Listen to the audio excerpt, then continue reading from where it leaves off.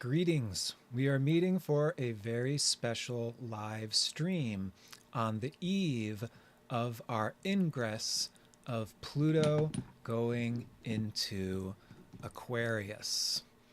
So tomorrow on the 20th, both the Sun and Pluto will enter Aquarius. In this video, we will discuss what's coming up this next year of 2024, which I am going to call the year a divine spark catches you on fire. And we'll talk about what and why that is. We are also going to be previewing, foreshadowing, discussing Pluto's transit through Aquarius, which will be occurring through the next near 2 decades. This is going to be some of the most pioneering, exciting, and revolutionary decades of our lifetime. Now, obviously, when we're talking about such a huge chunk of time, the more we start to get into the future, the more speculative this information will become. That being said, by thoroughly understanding the archetype of Aquarius, we have a very good understanding of where our species is going beginning this year through the next 2 decades. The other very exciting information I will be sharing in this live stream is because Pluto this year is moving back and forth over this hair sliver of the zodiac. You see, as we get towards the end of this year, Pluto's actually going to station retrograde on May 2nd, go back into Capricorn on September 1st. Then Pluto will station direct at the last degree of Capricorn on October 12th before re-entering the sign of Aquarius on November 19th. So here again, folks, we're at Pluto 29 degrees Capricorn. Tomorrow, both the Sun and then Pluto will enter into the sign of Aquarius. Okay, so this is a hair sliver of the zodiac, of our 360-degree wheel. We see the most outer planet Pluto going back and forth over this hair sliver of the zodiac. So guess what? This is the year that we're going to prove the validity of the tropical zodiac beyond arguable doubt. This is also going to prove the power and influence of Pluto. So, my friends, by the end of this year, there's going to be no discrepancy. There's going to be no argument, because each and every one of us are going to be able to track in our own individual lives, as well as see out there in the world by and large, the shift between Pluto, Capricorn, into Aquarius. So, my friends, there's no blurriness on these lines between the zodiac. If you're a 29 degrees Capricorn, you're 29 degrees Capricorn. You're a very Capricorn soul. That's a completely different soul signature than 0 degrees Aquarius. There's no cusp where the two signs merge together. There is a shifting from one to the next, and we're going to be able to see and measure that to the exact dates that Pluto goes into the sign of Aquarius, back into Capricorn, back into Aquarius. Again, first day into Aquarius is tomorrow the 20th. Pluto will go back into Capricorn September 1st and re-enter Aquarius at the end of this year, November 19th. Now, because Pluto is on this actual zodiac gateway from Capricorn to Aquarius, this is a very specific signature, as there's a very specific transformation that happens when a planet goes on a zodiac sign cusp. And this is a highly, highly revolutionary point in the zodiac. When we start to go into describing some of the archetype of Aquarius, it will make more sense. But where we stand in time, right now and today, where we see the sun join Pluto at the last degree of Capricorn, this is a culmination point. This is where all themes to do with Capricorn build up and reach a high point in intensity. This is a mini dark period. As I've been describing, this is the necessary gravity, frustration, and divine discontent that's going to pop the cork into Aquarius. The gravity ruled by Saturn, the ruler of Capricorn, the imprisonment, the limitation, the conditioning, expectations, obligations, what you're supposed to do, what your mom and dad wanted you to do, what your priest wanted you to do, that conditioned behavior, expectation, obligation, that gravity limits and restricts us until we reach a point of no return. Until we reach a point of something has got to change. And we're going to be experiencing that divine discontent, that frustration and restlessness increasingly throughout this year. Now, one of the reasons we're calling this the year a divine spark catches us on fire is I'm also going to mention some of the forthcoming solar eclipse in Aries at the start of April. So we'll be getting to that in just a moment. And that's some of what really defines what is going to be this year of 2024. First, we'll introduce Pluto into Aquarius. What that means, what that's going to bring, what the archetype of Aquarius means thoroughly. Because there's too much to cover, right? It's like no astrologer can talk about this next 20 years and actually describe what it's going to be like. You know, people are taking stabs, people are taking little bits and pieces, and we're hearing some of the Aquarian keywords out there, right? Like revolution, progress, weirdness, extraterrestrial. Well, when we understand the actual function of what Aquarius is, not just what, but why we're experiencing these things, it's going to make a lot more sense. In evolutionary astrology, we understand not just what is happening, but why, for the root purpose of our species evolution. So we're going to get into the evolutionary necessity as to why our whole world and species is entering this next chapter that we are. And by the way, I did want to live stream this particular video about the astrology of the year and the decades to come, so that way I can read your comments and feedback. There's, again, too much information to possibly cover in this video, so you're welcome to, ask questions or give feedback, and I'll be paying attention to the live stream chat as we continue. Okay. Now, as I mentioned in my last lunation video, the quotation from one of my favorite authors, journalists, Hunter S. Thompson, whose moon's nodes is aligned with the nodes of Uranus. So the nodes of Uranus, just a random FYI, are in the Sagittarius-Gemini polarity for all souls. When we see someone's moon's nodes aligned roughly with those mid-degrees, Gemini, Sag, it means that the moon's nodes are aligned with the nodes of Uranus. Jeffrey Wolf Green, the founder of evolutionary astrology, moon's nodes aligned with the nodes of Uranus. And might have this person been a bit pioneering from the future and introducing a whole new astrological paradigm. And certainly we enter the age of astrology, as we're entering Aquarius too, as we will discuss. So my most favorite quote from Hunter S. Thompson is, "When the going gets weird, the weird turn pro." And we enter such a period where the rules of the game, what used to be up, what used to be down, what used to be left and right, everything's going to change. And that is because Aquarius is the sign, as well as the planetary ruler Uranus. Aquarius and Uranus introduces the future.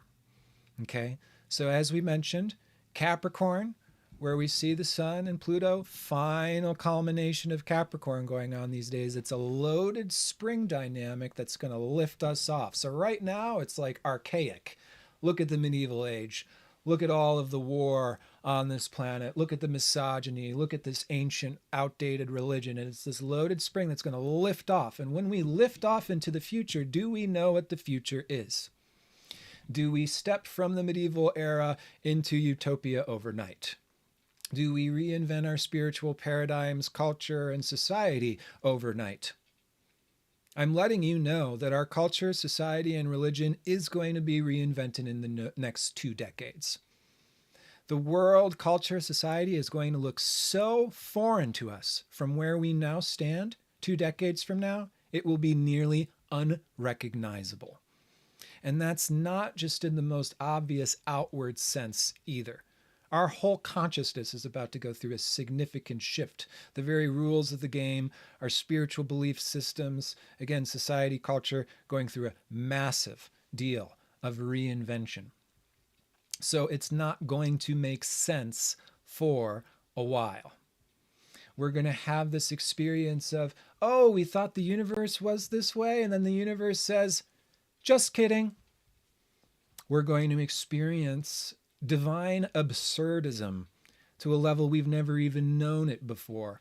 We're going to be guided into realms that we never foresaw was even possible to exist. And that will eventually become the new normal.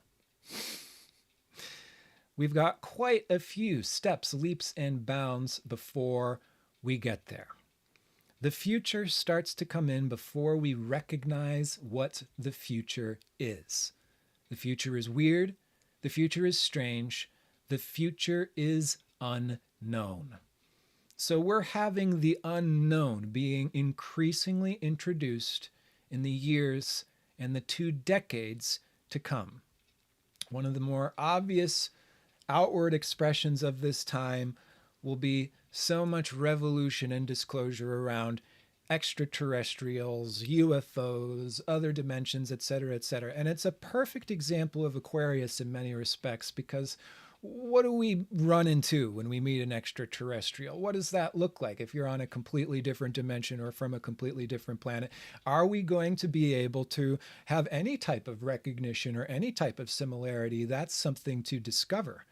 You know, it's like, what are they, floating holographic triangles emitting 3-dimensional pyramid projections and living off of sound vibration and drinking, gaseous fumes and this type of, it's like, this is not going to be strange soon. This is going to be incoming increasingly, and not just the most obvious UFO extraterrestrial example. This is going to be how our whole species is evolving, what it means to be a human, how a human can operate, what a human being can do, is becoming just as increasingly foreign and extraterrestrial as, say, a spaceship landing in our backyard in the next few days. The other thing that's going to be very, very caricature of this period in which we are entering is there is a chemical reaction which is occurring and increasing in speed, in velocity.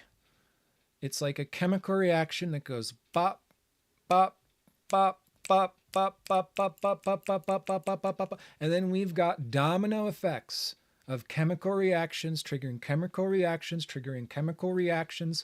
The global power structures are changing. How we are educating ourselves is changing. How we're receiving information and resources is changing. And it's happening in such a way where the old infrastructures, how we used our technology, how we traded and bartered, it's just completely different. For example, you may have noticed since 2020, which was, that was the atom bomb that dropped when Saturn, Jupiter, and Pluto were in Capricorn. That was the irreversible change, right? So we could even look back the last 4 years as this loaded spring getting tighter, tighter, tighter, tighter, tighter, tighter, and then lifting off for the next several years, increasingly. Well, you may have noticed that during the COVID time, people stopped going into schools and people stopped going into work and people stopped exchanging in the same ways that they did. Well, schools are about to go obsolete, right? The traditional way of learning, how we get skills, how we earn money. It's all about to shift in such a significant way. And of course, we know where it's going. It's headed towards technology and the internet. And this is very, very much the dawn of Aquarius. So let's talk about the actual root function of Aquarius, when did we start to really pull into this Aquarian age, what that means about the changes coming into the future. Let's see if I can pull up a little. Oh, I guess I won't be able to. I'll draw it here on my pad of paper. So before the current glyph for Uranus was made popular, there was an older glyph for Uranus, which was the circumpunct with a little arrow going up above it just like this. This was what the old glyph for Uranus was. And I think this is a really great glyph because here we have the circumpunct, which is the sigil for the sun. And what Uranus does is lift us out. This is what the function of Aquarius is. Aquarius serves the function of dimensional barrier breaking. And when we break a certain dimensional barrier, that introduces a brand new vantage point. So when we're talking about Aquarius, this has fundamentally to do with objectivity. This has fundamentally to do with science. This has fundamentally to do with observation, what you are seeing, what rationally makes sense. Again, we're evolving in such a way to understand, no, life and humanity, it's not this Pisces age, moralistic, good guys and bad guys, and some people go to heaven and some people go to hell if you choose to do the right thing. It's like, have you not noticed? I mean, because this is the stuff I'm putting out there all the time. Have you not noticed that we're all lost in this world of moralism? And does that help us to understand our species, our psychology, our challenges? Oh yeah, that person, they really chose to screw up their lives and everybody else. I don't think so. I don't think so. We're about to enter a psychological revolution in an Aquarian way, which is what? Scientific, objective, observant, and seeing all of life like a chemical reaction. It's not, choosing good or bad. It's A plus B equals C and C plus D equals E. And you apply this different formula, you get these different results. Reality is circumstantial. And we're going to see that increasingly as we enter this Aquarian period. I'll talk about too how Aquarius as a function rules interconnectivity as well as fragmentation. Because folks, what we're going to see in the coming decades is a whole lot of fragmentation. And what I mean by that is everyone gets their 5 minutes of fame, everybody gets their own cult, everybody gets their own channel on the television set. So very interestingly, we're certainly rocketing into Aquarius during the invention of the internet, which occurred when Uranus and Neptune were transiting Aquarius, right? So this is how straight astrology is. You do not see an invention like the internet without Aquarius. That is 100% Aquarian technology. It was born with Uranus and Neptune in Aquarius. The whole species got interconnected during that transit through Aquarius. What I personally like to see is the most shining example of, okay, we're entering Aquarian age. Obviously, around the discovery of Uranus, there's a global industrial revolution, right? So technology in the last 2 centuries has multiplied so exponentially. If we were to take like the total timeline of humanity and then we enter this industrial revolution and how quickly it changes how we're living, it's literally like a flat line and then a straight vertical line up, right? So again, that's our symbol for Aquarius and Uranus. This begins during the Industrial Revolution, but it's really when humans send a rocket ship out to space. That to me is the clearest sign of a dimensional barrier shattering, right? I mean, for how many thousands of years did human beings look at the moon? And how many mythos and stories? And, this is like, human beings have seen the moon as the number one most mysterious force probably since the beginning of time. It's even more mysterious than the sun, right? It's like, what is that thing? And it's changing phases. It glows and is massive in the night. So when human beings shattered this dimension of sending a rocket ship into outer space, and are the laws of nature the same in outer space? Is gravity the same in outer space? Is there the same gases and oxygen in outer space?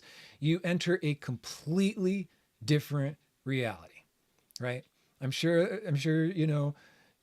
all of the science was done, so we know no gravity's going on out there. But the first human beings floating in no gravity, can you imagine how revolutionary that is and how strange and weird and foreign that is? That you just entered into a brand new experience that no one's ever experienced before, ever.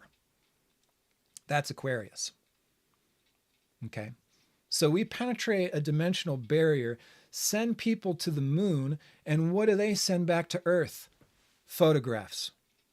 Photographs of what the Earth looks like from a higher vantage point.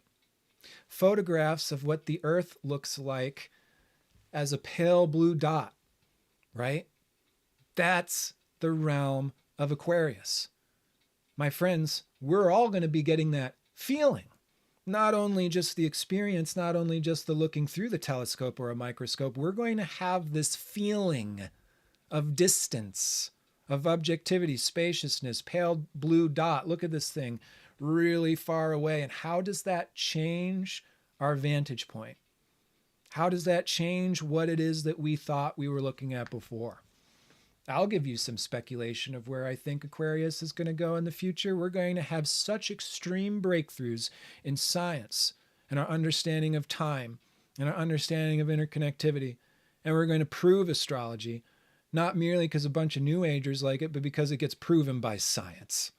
It's going to be proof is in the pudding. You can see it, you can measure it, you can test it. The results are always the same because that's what a science is. Astrology is a science. Astrology is only observation and correlation. No astrologer reads a book and then just recites it. You read a book, see it again and again and again and again to test it out. That's the scientific method. We're not using any other method in astrology. So we're going to see our whole understanding of time change. We're going to recognize that we all are interconnected as a species, that our species itself has an evolutionary mechanism, that through our interconnectivity, our whole species is driving specific directions forward. And even though we don't recognize that we're a part of a hive mind Aquarius, we're a part of a hive mind Aquarius. All of this is on the horizon for us to discover. The incoming age of Aquarius, this technology is mostly allowing us to develop synthetic telekinesis. This is what the internet is. You're seeing my face, you're hearing my voice, live while I'm in a completely different place of the world, right? So this is synthetic telekinesis. Now, funnily enough, for highly spiritually evolved souls, this Aquarian age we're going to enter is about developing actual telekinesis, not merely synthetic telekinesis. So how our souls are evolving through different periods, ages, and epochs, it's different for each and every soul. But the function of interconnectivity with Aquarius, this is going to play out on many, many different levels. Many different levels, including for those who are spiritually evolving, our interconnection to all that is, our ability to psychically communicate. And what we're getting with Aquarius is more everything, everywhere, all at once. That was the big film a couple years ago. It was a silly film. It was an absurd film. And the whole theme and flavor of everything, everywhere, all at once is 100% foreshadowing Aquarius. Everything about that film is prophetic. But it's the feeling, the humor, what's occurring in that movie that's prophetic, right? They do really weird things in order to break rules and penetrate dimensional barriers. Then you get this really absurdist humor. And let me explain why the absurdism in Aquarius is going to be increasing hundreds and hundreds and hundreds fold in the coming decades. Because you have everything, everywhere, all at once. We are entering the time period where everything has already been done. This is an Aquarius phenomenon. Someone mentioned, hey, Aquarius, the water bearer. The water-like nature of Aquarius is an air sign. And Aquarius is the network. So there is a network, or you could say, a tapestry, yeah? And in this tapestry, you have places, you have souls, and you have events. So those are like the points in this tapestry. Those are the meeting points.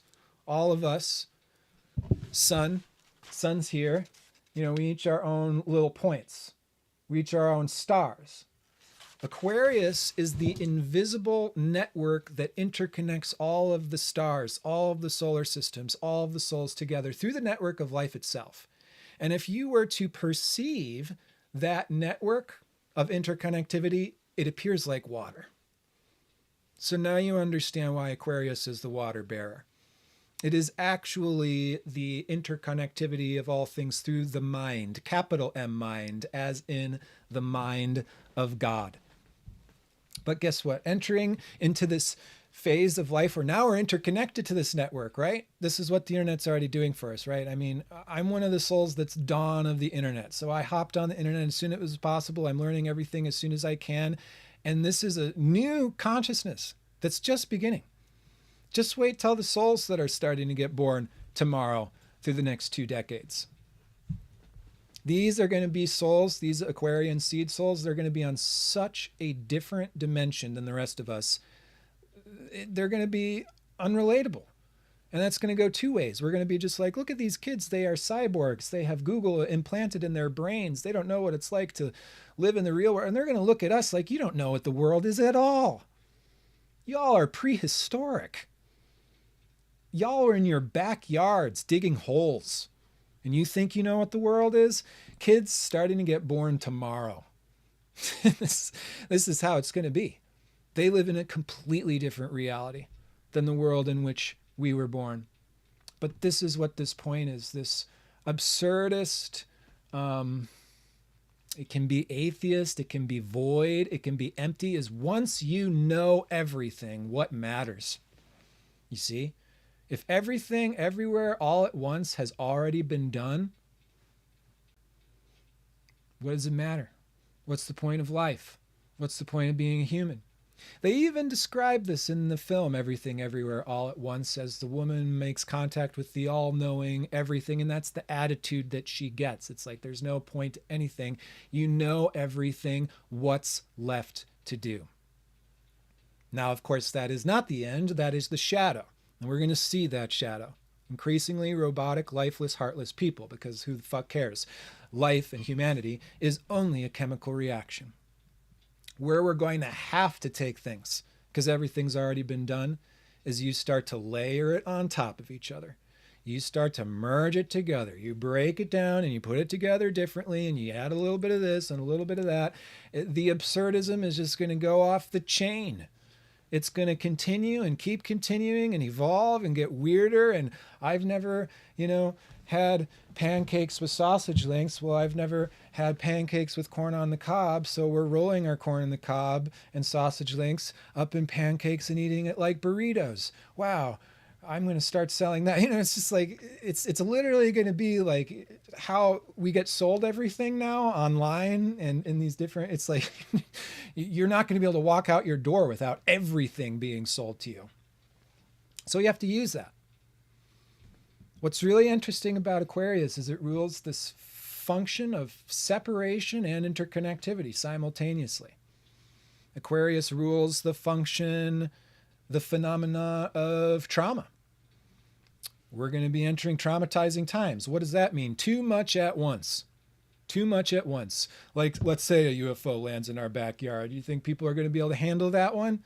No, it's too much at once. The future comes in too fast. And what happens is we space out. We go offline. We go out of body. That's the actual function of trauma. It's a protective nature and consciousness. When there's too much on our nervous system at once, we have to disembody until we're able to go back into our bodies when things are stable enough. So guess what?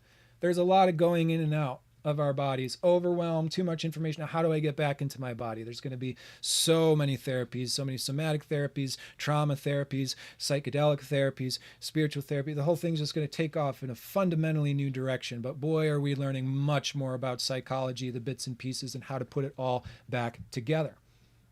We're also diversifying through the splitting apart. We enter the time of every person has their 5 minutes of fame. Every person has their own satellite cult. And I guess not every person does, but they're going to get increasingly diversified, increasing in number and increasing in options. So I'm one of them, for example. Welcome to my YouTube channel, Rasa Lila Healing. I have a community, rasalilaCommunity.com, and we're on a very specific wavelength. We're talking and focusing on these particular things, and I attract a particular type of person. We're going to be in this bubble. We're going to continue this work. Are there going to be other bubbles doing completely different things? Increasingly. There's a lot of creative opportunity in this. There's creative opportunity to split away from the bureaucracies, to split away from the man, the huge overarching infrastructures, these massive companies and corporations. This is the good news about this technology evolving in the way that it is. And I am, of course, going to encourage each and every one of us to embrace the evolution of technology as much as humanly possible. This is going to be the most progressive technological period of our lives. If you take some type of spiritual stance that technology is leading us away from nature and God, frankly, you're fucked. I mean, there's no going back now. What are we living in the forest? No, we cannot go back to the forest. There's no forest to go back to. We have to use technology. Is technology going to be used for creative and destruction? Increasingly. Medicine, drugs, power, bombs, technology, chemical reactions increasing. So the whole AI thing that everyone's so overhyped about, it's just like, give me a break. If we're not embracing AI, what are we doing? Of course it's going to be AI. It's going to evolve a million times over in the next few years. If we're not embracing this and how we can improve our lives, it's only going to cost us our sanity. Could these things be used in a super destructive way? Of course. Is there any reason to get all fearful and paranoid about it? I don't think so. As a quick example, people get, oh, the art, all the AI is stealing all of the art. No, that's going to increase the novelty of traditional art. It's going to increase the value of traditional painting and pottery. And, what do we think? AI is going to replace those things? No, it increases the novelty of what is man-made. And meanwhile, the machines can take over the stuff that isn't so novel. So this could only be a good thing. Do we need more medicine? Is that going to end more suffering on this planet? The more technology we get out there, are there as many people living as slaves, living in the medieval? No. So technology is literally humanity's liberation from the Dark Age. We have to embrace that. Is it going to be a full spectrum, good, bad, and ugly, everything in between? Absolutely. But we cannot throw the baby out with the bathwater. For example, pollution caused by technology. What's the solution to the pollution? More technology. We need to invent technology to eliminate all of these plastics. I have no doubt human beings will do this. We're entering a time period where this can absolutely take place. Okay. So, the major groundbreaking years begin now as Pluto goes into Aquarius tomorrow. Pluto's in the first few degrees of Aquarius for several years. Then Uranus enters the air sign of Gemini in 2026. And here I'll show you all so you can see. Uranus is going to be in a trine. See, we have Uranus right here in Taurus. Look when Uranus pulls ahead into Gemini in 2026, 2027. You see how we have Uranus in trine to Pluto in Aquarius. Oh my goodness, is this a technological revolution, fast advancing progress, humanitarian revolution? I'm expecting Donald Trump to go to jail at the same time as a massive human celebration, humanitarian revolution. Uranus is going to stay trine to Pluto for years. Basically, the whole time Uranus is transiting Gemini through 2032, Uranus is trine to Pluto. Now, here's some cool astrological information. We can therefore look back to the last Uranus-Pluto conjunction because that's when their cycle began in the mid-60s. So guess what? Mid-60s is the seed sowing time for the period in which we are entering now. And as Pluto and Uranus go into their first quarter trine, This is where that seed that was planted in the 60s is going to start flowering and unfolding rapidly. This is also a philosophical, spiritual revolution that is taking place. So let me conclude this part on Aquarius. I'll tune back into the room. We'll talk a little bit about our forthcoming solar eclipse as well. How our whole consciousness needs to evolve, psychology, spiritually, philosophically, morally, culture, society. Well, it kind of begins, with the signing of the Declaration of Independence, because America originally and essentially is an Aquarian nation. And the Declaration of Independence was signed under an Aquarius moon. Now, what is America essentially supposed to be about? Aquarius, freedom. Freedom. And guess what? This way of living in a so-called free democratic nation, this is brand new. Again, if we're looking at human evolution, it's just a flat line, and then the Industrial Revolution, we go straight up. It's the same thing with this democratic nation. I mean, we've never known this type of freedom. We have not known how to create a society or a culture that honors this type of freedom, and that's why America is struggling so intensely right now as it's going through its Pluto return. It's been one Pluto circle since the conception of America, and we're really looking at it. Is America aligned with its essential values? Are we aligned towards freedom? How do we even create a structure that allows freedom, independence, and liberty? Because it's not as easy or as simple as we may have thought it. That's why this whole nation is supposed to be evolved in a Uranian way. We build a structure, then we revolutionize Uranus, then we build a structure Saturn, then we revolutionize. That's how it's supposed to be set up. The reason why we're not there is we haven't psychologically evolved to even understand what a human being is. We're entering the age of the human. Aquarius is the age of the human being. And every human being is completely different.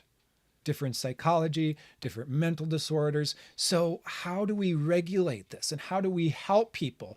When people commit a crime, do we just throw them into jail? Does that help them to heal? Does that help society? Does that help culture? Does that actually create change? Again, we're leaving this moralistic Pisces age that, they chose this bad thing, so now they need to be punished until they make a better decision next time. And you know what that is? It's medieval psychology. It's negative reinforcement, which is ineffective. Again, we're looking at last degree Capricorn right now. This is the world in which we've lived. This is the world we've been remembering for the last 2 decades. Look at all this negative reinforcement, military style society, punishment and reinforcement. Does that actually work? So we're going to have to evolve our whole psychology, I'll give the example of, it's like we're going to have to understand, okay, there are actual pathologies. There's actual psychology, trauma responses that are causing these patterns of abuse. How do we resolve these abusive patterns? Are we just going to throw people in jail again and again, or do we need to actually map their psychology? And then how do we treat that psychology? And it's going to change how we're looking at our fellow human beings. I hope that there will be an increase in empathy as we start to understand just how different everyone's reality is. Again, what I'm touting and teaching here on this platform is astrology. I know of no better science to get to that understanding of just how different everyone's consciousness and reality is. But if we can start to map that stuff out, the medicines, the remedies, the solutions, the technology, it's just going to become increasingly clear, obvious, and getting to faster results the more we enter this age of science, the more we enter this age of revolution. And it's no longer going to be the Pisces age of blind faith. It's no longer going to be the age of praying to the right God and then you'll be saved. It's going to be seeing what humanity is, seeing what consciousness is, seeing the interconnectivity between humanity, the planet, the species, the cosmos, time, God, everything in between. and our human powers, creative and destructive, are becoming increasingly online for better and for worse. One glimpse at the forthcoming solar eclipse in Aries on April 8th, and then I'll tune into the room. For those of you who got questions, I'll do a little mini Q&A before I wrap up this live stream. Okay, we're looking at the April 8th solar eclipse, 19 degrees Aries. This is a north nodal eclipse, the exact degree of Chiron. This is a very special signature. This is going to very much illuminate the Chiron and Aries theme, which is the crises of the day. The solar eclipse in April is going to bring up collective crises, necessarily. Again, in EA, it's not just the what, it's why. Why this collective crises? We have to get back online with Aries. Aries is our energy, our motivation, our will to live, our excitement, our capability to lead, initiate, protect, and defend. In order to do this, we must have the confidence to go our own independent way. We must have autonomy. We must have freedom. We must have open road. So this is going to play out in relationships. We need space in our relationships. We need autonomy. We need independence. This is going to play out physically with so many bodies going through highly unique trial and error. How do we get our energy back? This is going to play out sexually. How do we get our libido back? That's certainly tied to our will to live. How do we get that excitement back, that energy, that drive, that mojo? This is going to bring up gender dynamics. We are all, regardless of gender, healing our masculinity. I'm not speaking about gender identity. I'm speaking about fundamental energetics. This is the masculine that cuts the cord, separates, protects, defends, goes its own way, trailblazes, isn't afraid to be mean when we have to be mean enough to assert our own way, is daring enough to jump out of a plane or to rush over, a continental line in order to pull people out of where things are getting burnt to the ground and bring them back somewhere safe. It's going to call us to take a stand. Between Pluto, fresh in the first degree Aquarius, and the solar eclipse, the exact degree of Chiron and Aries in April, this is going to be a significant call to action. We've got to fight back. We've got to stand up. We've got to make changes. There is no going back.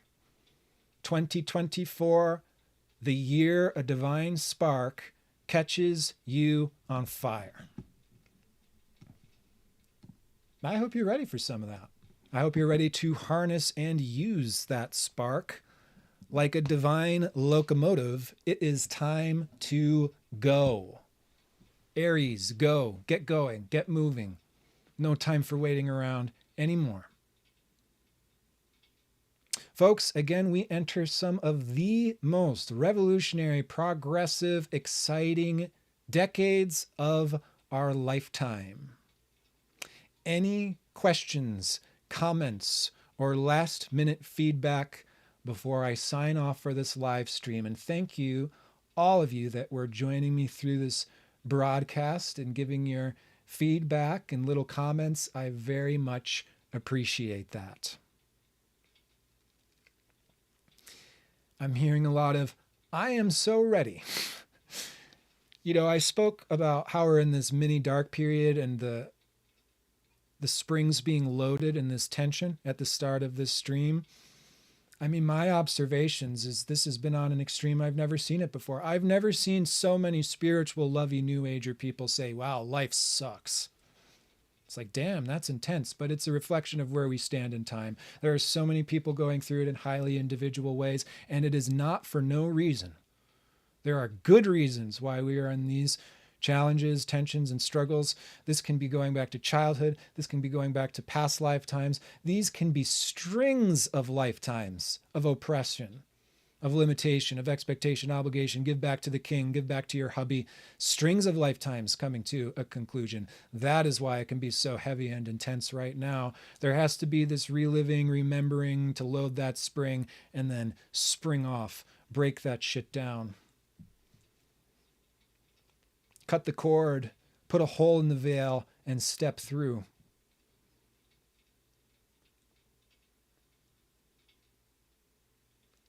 Someone asked, how does this transition apply to our own charts? So I'll use my own chart as an example here. You want to get some technology, some software. I use Sirius. You can use Astro Gold. You can use Time Passages. You want to get a bi-wheel. So the inside chart's the natal chart. The outside chart is the current moment in time. You want to look where Pluto is transiting into Aquarius. And especially, folks, pay attention to where 19 degrees. Actually, it's not going to be 19. It might be 16. No, it is. 19 degrees Aquarius. That's where our forthcoming solar eclipse is. That's where there's going to be the simultaneous crises, call to action, and need to make change. So you can look at your own natal chart, see where 19 degrees Aries is, and then pay attention to what house is that forthcoming solar eclipse going to take place, because that's wherever the North Node's transiting, that's where we're having to apply a conscious effort. We're evolving, we're growing, we're learning to cultivate whatever house the North Node is transiting. Solar eclipses always happen on the moon's node, so it's either a south nodal or a north nodal eclipse. The north nodal eclipse coming up in April is when we really spearhead the future. So pay attention to what degree 19 Aries falls in your chart. You want to see what house that is. And this is where astrology just becomes the most clear, obvious thing. Start tracking where eclipses, what houses they fall in, and just see what you experience during those times.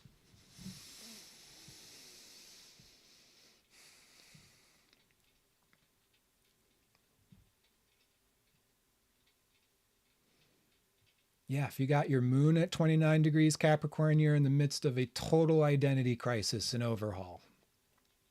Whatever planets we have at the last degrees of Capricorn just went through a atom bomb being dropped, transforming, and Pluto transits are really 5-year transits.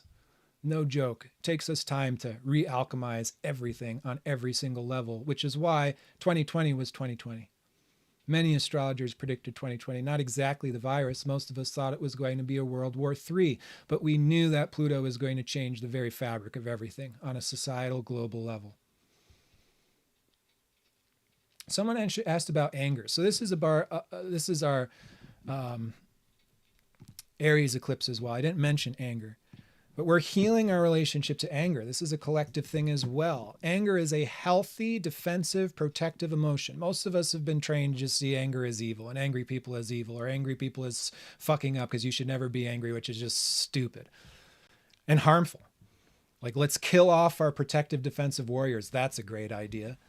So we're healing our relationship to anger. What anger is fundamentally a protective, defensive emotion. That means something has to change. Something pisses us off, something punches us in the gut. That can be a Chiron Aries experience. I just got punched in the gut.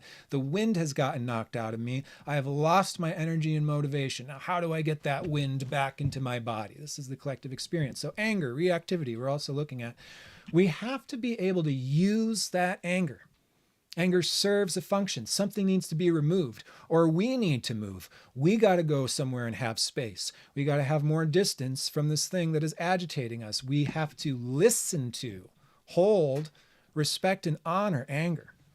The worst thing we can do is be angry and try to shove it down, right? That's just going to breed toxins and it blows up, it pollutes the well, or we try to ignore it.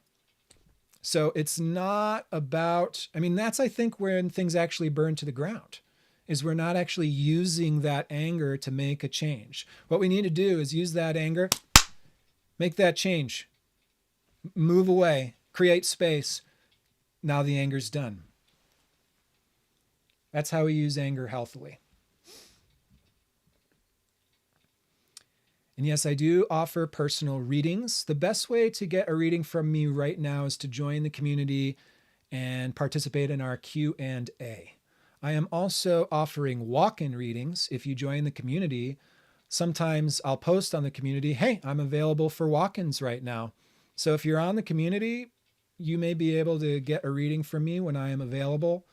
Our next Q&A meets tomorrow, the 20th. That's going to start at 11 a.m. Eastern time. So that is a surefire way to meet with me and get a chart read.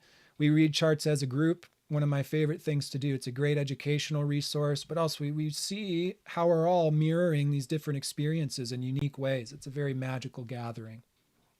All right. So thank you again. Really appreciate you being out there. Thanks for supporting my work over the years. Thanks for sharing it around, telling your friends, pointing people into astrology, my direction, so we can get people suited with the resources and education that they need to do the best astrology readings that we can. I look forward to talking with y'all soon. Stay tuned. We've got a lot of changes, new announcements coming in the near future here at Rasa Lila Healing. I have to let you know, I am super excited for what's to come. For those who've been going through, a long period of, I don't know how much longer I can do this. The good news is immediate change is on the horizon. I'm typing into the chat right now, the community website. So if you'd like to stay in touch with me, please do join the community. It is free to join. The Q&A is $24 a month. And if you join my astrology school for $36 a month, you get the whole astrology school curriculum at do it yourself at your own pace. And the astrology school includes the Q&A circle every single month. So you can ask about your chart, you can ask about astrology, anywhere in between, and you're welcome to use the Q&A however you would like to. I answer questions about other things besides astrology as well. All right. Again, thank you very much. I'm looking forward to this highly revolutionary time to come. And if any of you makes any brilliant, game-changing, life-changing discoveries, I appreciate you, and please let me know. Would be happy to stay in touch. Thanks all. Take care.